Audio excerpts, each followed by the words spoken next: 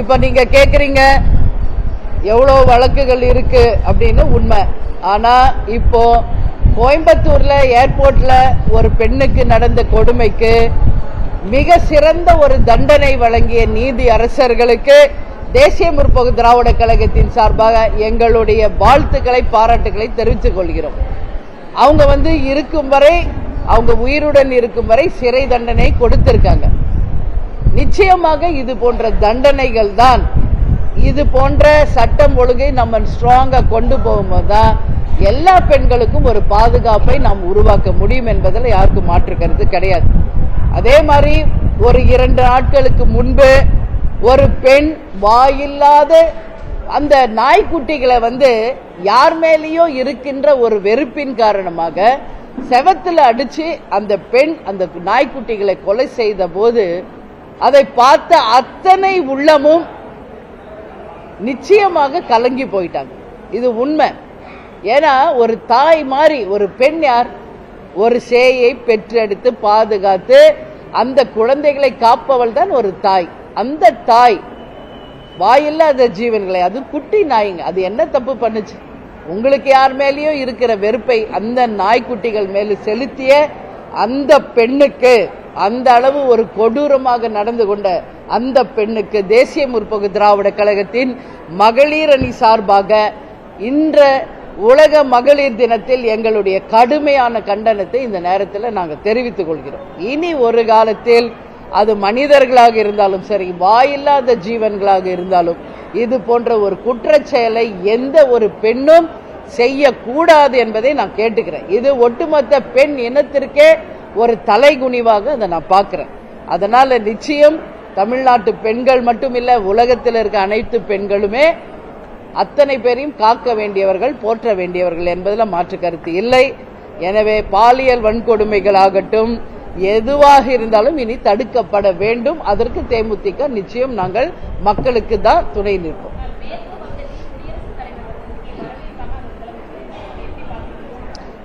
இதெல்லாம் decision policy making by the central government. ஒரு ஆட்சி, அதாவது ஒரு கவர்னரை எப்ப இன்னொரு மாநிலத்துக்கு மாத்தணும், யாரை போடணும் அப்படிங்கறத ஒரு சென்ட்ரல் கவர்மெண்ட் எடுக்கிற பாலிசி டிசிஷன். இவ்வளவு நாள் அவரை மாத்தணும் கேட்டப்போ மாத்தல, இப்ப தேர்தல் வர இருக்கும் போது மாத்தி இருக்காங்க. அதுதான் எல்லாருக்கும் ஒரு சந்தேகத்தை கொடுக்குது. மேபி இதிலும் அரசியல் இருக்கா என்பதை அனைவரையும் சிந்திக்க வைப்பது அதுதான். அதனால ஆளுநர்களை வேலை இங்க ஒவ்வொரு ஸ்டேட்ல அமர்த்துவதும் வேற ஸ்டேட்டுக்கு மாற்றுவதும் சென்ட்ரல் கவர்மெண்ட் செய்யறது. ஆளுநர்கள் அனைவருக்கும் சமமானவர்களாக இருக்கிறோம். அத்தனை கட்சிகளுக்கு சமமாக ஒரு ஆளுநர்களாக இருந்து நிச்சயம் நல்லது செய்யணும்ன்றத தேமுதிகவின் நிலைப்பாடு.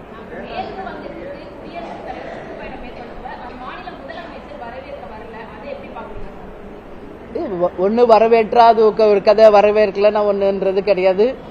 அவங்கள சூழ்நிலை என்ன, ஏன் அவங்க போய் வரவேற்கல அப்படிங்கிறதுக்கெல்லாம் நம்ம சென்னையில் உட்காந்துக்கிட்டு பதில் சொல்ல முடியாது. அது நடந்தது வெஸ்ட் பெங்கால். அங்க என்ன அரசியல் நடக்குது, அங்க வரவேற்க வேண்டியவங்க எங்க இருந்தாங்க, இதெல்லாம் நம்ம இங்க உட்காந்துட்டு பேச முடியாது. அதனால இது அவங்க ஸ்டேட்டோட பிரச்சனை. இதை நம்ம அவங்க கிட்ட தான் அதை கேட்கணும்.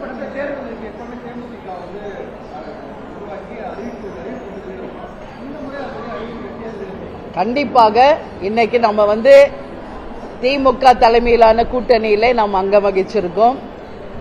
அதுல தேமுதிகக்கு எத்தனை இடங்கள் வரப்போகிறது, எந்த தொகுதிகள் வரப்போகிறது, யார் வேட்பாளர்கள், இது எல்லாமே நாங்கள் உறுதி செய்த பிறகு நிச்சயமாக நாங்க எந்தெந்த தொகுதியில போட்டியிடுகிறோமோ அந்த தொகுதிக்கு உட்பட்ட அத்தனை விஷயங்களையும் நாங்க மேனிபெஸ்டோவாக, தேர்தல் அறிக்கையாக உருவாக்கி அந்தந்த தொகுதிகளில் நிச்சயமாக எங்களுடைய தேர்தல் நேரத்தில் எங்களுடைய கேம்பெயினிங்கே அதுவாக தான் இருக்கும். தேர்தல் நேரத்தில் அதை நாங்கள் நிச்சயம் அந்தந்த தொகுதியில் வலியுறுத்தி நிச்சயம் அதை பெறுவோம்.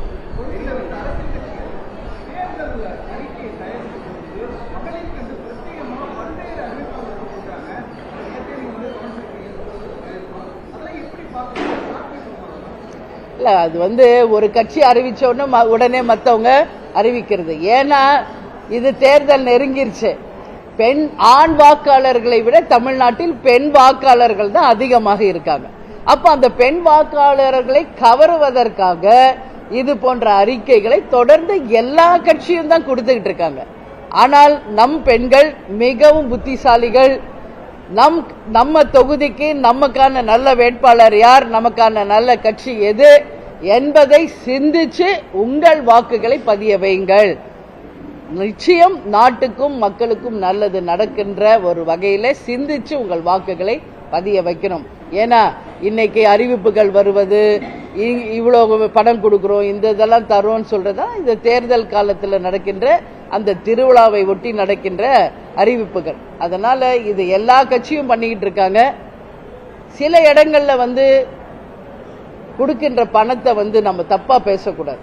ஏன்னா இன்னைக்கு தமிழ்நாட்டில் எத்தனையோ மக்கள் வறுமை கோட்டிற்கு கீழ் இருக்காங்க. அது நாம் இல்லை என்று மறுக்க முடியாது. அவங்க கொடுக்கிற மாசம் கொடுக்கிற அந்த 1000 ரூபாய் இன்னைக்கு எத்தனையோ குடும்பங்களை காப்பாத்திக்கிட்டு இருக்கு.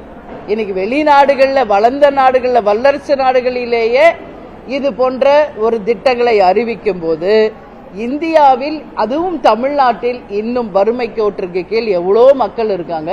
அவர்களுக்கு இந்த அரசாங்கம் கொடுக்கும் இந்த உதவி நிச்சயம் பயனளிக்கும். அது மட்டும் கிடையாது, வெறும் பணத்தை கொடுக்கிறது மட்டும் இல்ல, அவங்களுக்குரிய வேலை வாய்ப்பை உருவாக்கி தர வேண்டும். பாதுகாப்பு பெண்களுக்கு நிச்சயம் வரணும். அது மட்டும் இல்ல, சட்டம் ஒழுங்கு சீரா இருக்கணும். மருத்துவமும் கல்வியும் நிச்சயம் அனைவருக்கும் சமமாக கிடைக்கணும். இது மாதிரி தொலைநோக்கு பார்வையோடையும் அறிவிப்புகள் வரணும் என்பதுதான் தேமுதிகவின் நிலைப்பாடு.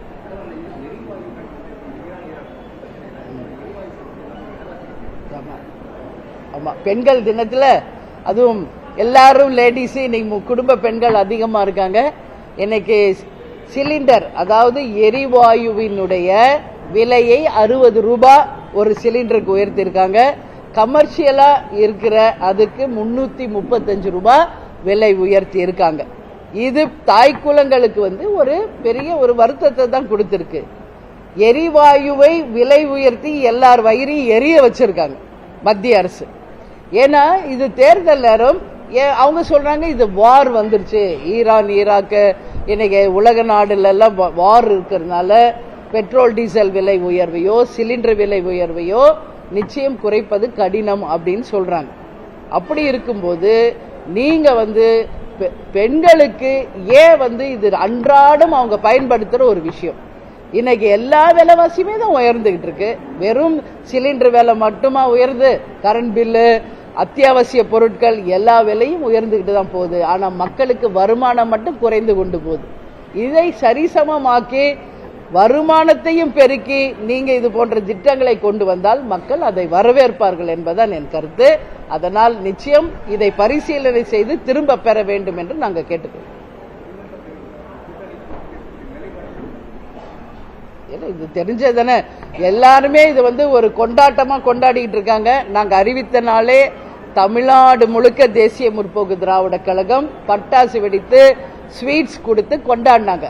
தேமுதிக மட்டும் இல்ல, இன்னைக்கு திமுக அணியில இருப்பவர்களும் கூட்டணியில இருப்பவர்களும் மிகப்பெரிய சந்தோஷத்தோட மேல்மட்டத்திலிருந்து கீழ்மட்டம் வரைக்கும் எல்லோரும் ஒற்றுமையாக ஜெல்லாகி இப்பவே தேர்தல் பணியை தொடங்கிட்டாங்க.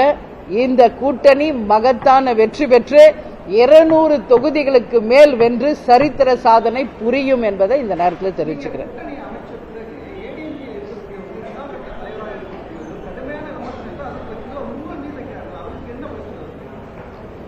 விமர்சிப்பவர்கள் விமர்சிச்சுக்கிட்டே தான் இருப்பாங்க, சரிங்களா?